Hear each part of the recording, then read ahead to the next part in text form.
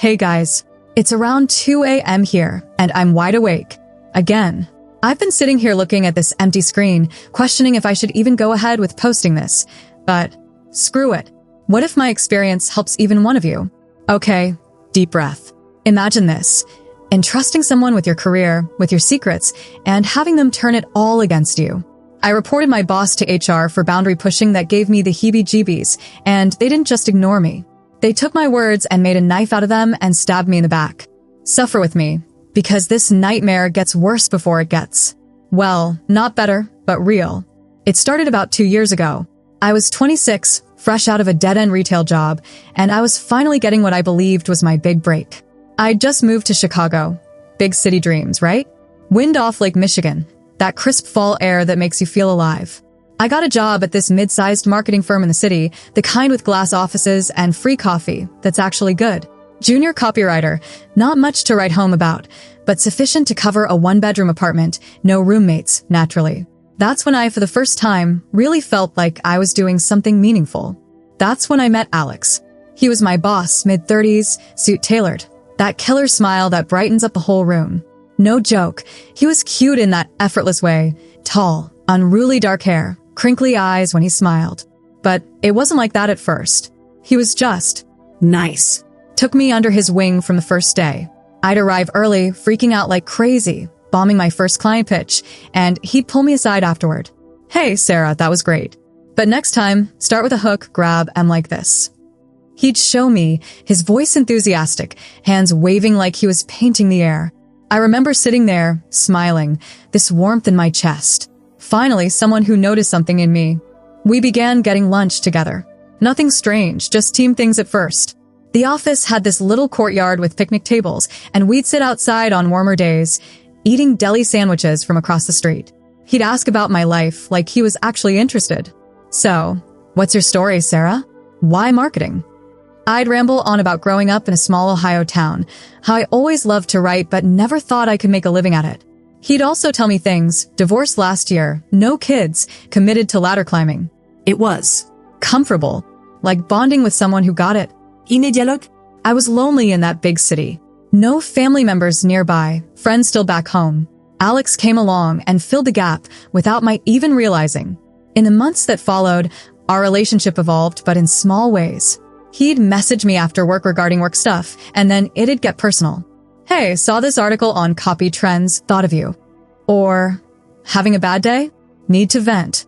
I'd reply flattered. He started inviting me to after-work drinks with the team, but somehow it'd end up being just us lingering at the bar. It was one night, at this dimmish bar with tacky wooden tables and the hum of chatter all around us, that he leaned in closer than usual. You're killing it, Sarah. I see big things for you here. His hand brushed against my arm, lingered a second too long.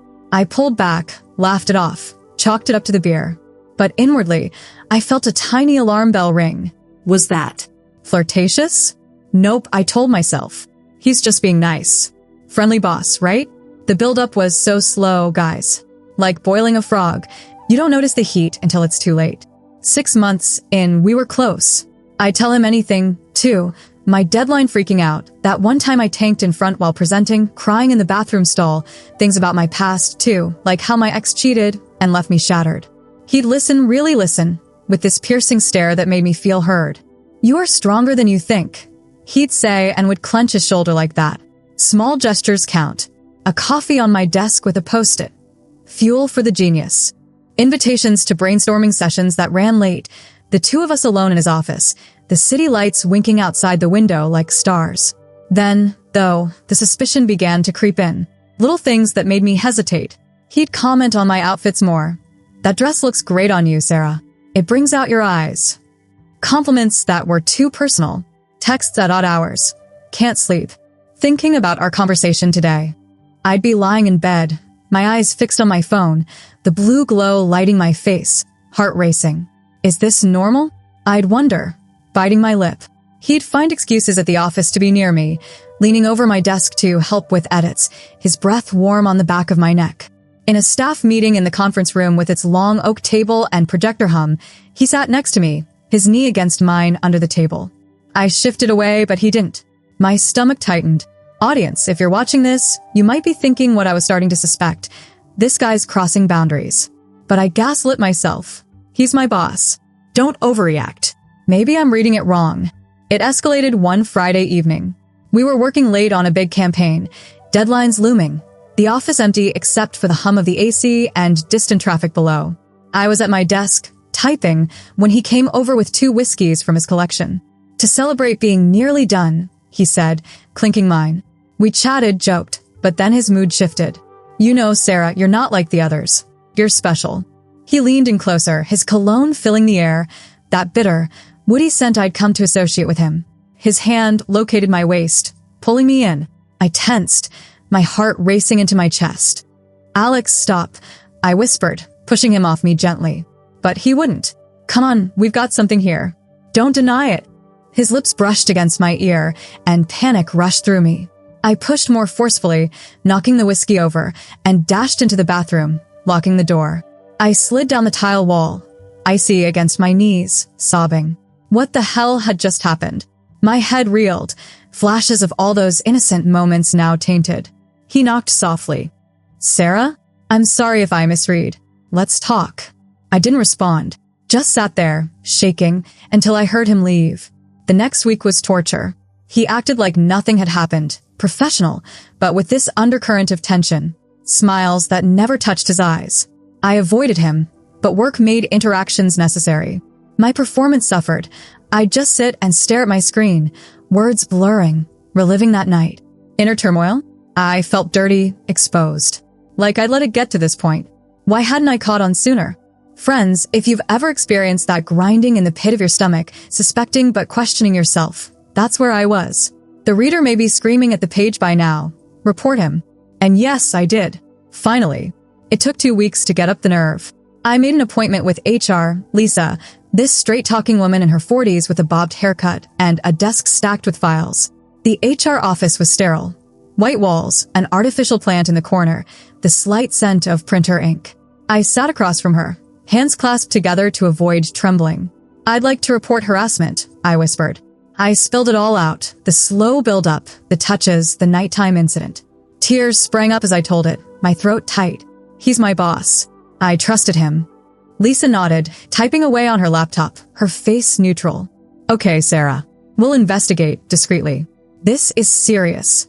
Thanks for coming forward. I left with a bit of relief. Maybe everything would be okay. She promised confidentiality and action within days. But days turned into weeks. Nothing. No follow-up email, no meeting. I'd catch Lisa in the hall, and she'd give a tight smile, eyes darting away. Alex? Still there, assigning me work, business as usual. The suspicion grew. Why the silence? I'd wake up in the dead of night, phone scrolling in the dark, replaying my complaint. Had I not explained it right? Had it not been bad enough? Work was a minefield. Every encounter with him made my skin crawl. Once, in the break room, he cornered me by the coffee machine. Everything okay, Sarah? His voice low, eyes searching. I muttered yes and fled, heart pounding. And then the midpoint twist came out of nowhere like a freight train. It was a Tuesday morning, cloudy outside, rain pattering against the windows. I was called into a meeting with Lisa and the department head, Mark, a stern-looking guy with glasses and a frown that appeared perpetual. I thought, finally, they're going to do something about it. But seated in that conference room, the tension so palpable you could cut it with a knife, Lisa slid a folder across the table. Sarah, we've been talking about your performance. What? My stomach dropped. She continued, voice blank. There are concerns about your focus and team dynamics. There have been complaints about you creating a hostile atmosphere. Hostile? Me? My mouth went dry. Mark contributed. Alex said you've become distant, uncooperative. And? Well, your complaint seems to be due to home issues. The room spun. They produced emails, my emails to Alex, the ones I'd sent when I was venting about work, doctored to make me sound crazed. Here, Lisa said, pointing. You shared personal details, then blamed him when it went wrong. This looks like retaliation. Retaliation? I gagged, tears burning. No. He harassed me. I told you. But Lisa's eyes were glacial. We looked into it, Sarah. No evidence except for your word. And to be frank, your behavior suggests otherwise. The shock hit me. They ignored my report, then used it against me. turn the tables to paint me as the problem. Alex must have spun it for them, and they bought it.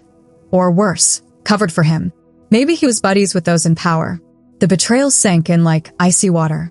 I sat there, shocked, as they presented me with a performance improvement plan that was really a countdown to firing. The breakdown was emotional, painful. I stumbled out of that meeting, legs like jelly, and made it to my car in the parking garage. Sat there in the darkness, engine off, gripping the steering wheel until my knuckles turned white. Sobs racked me, ugly, tearing ones that had me gasping. How did they? I figured HR would be my salvation, but they turned my vulnerability against me. Flashes appeared. Alex's hand on my waist, Lisa's neutral nod when I protested, now her accusing stare. I was naked, violated once more. That night, in my apartment, I cocooned myself in a blanket on the sofa, the television humming in the background. Didn't eat, sat and stared at the wall, crying into my pillow. Inner thoughts churned. Am I crazy? Did I dream it? No. But doubt crept in, gnawing at me. Going to work the next day? Torture. Whispers in the hallway, coworkers not looking me in the eye. Alex smirked from his office. I broke down in the bathroom again, getting water on my face, talking to my reflection in a whisper.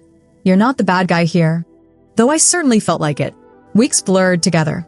Sleepless nights, anxiety meds for my doctor, calls to my mom back home where I'd pretend I was fine.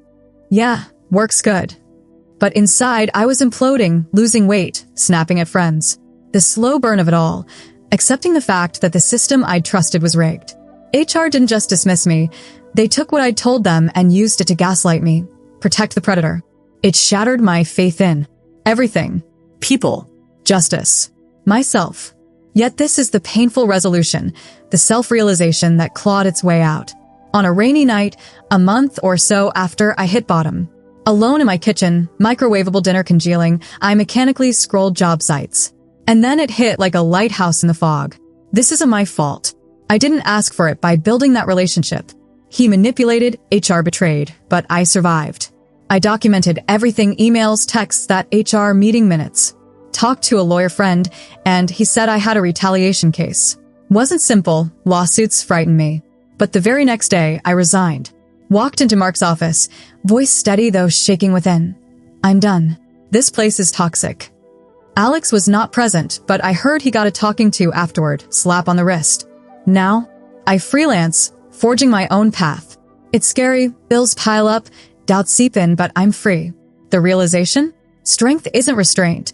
It's speaking up, even when they twist your words. I reclaimed my story. It hurts, yes, scars don't heal in a day. But I'm not broken. If you've had anything like this happen to you, I'd love to hear your thoughts in the comments. And if this story resonated with you even a little bit, don't be shy about liking, subscribing, and hitting that bell.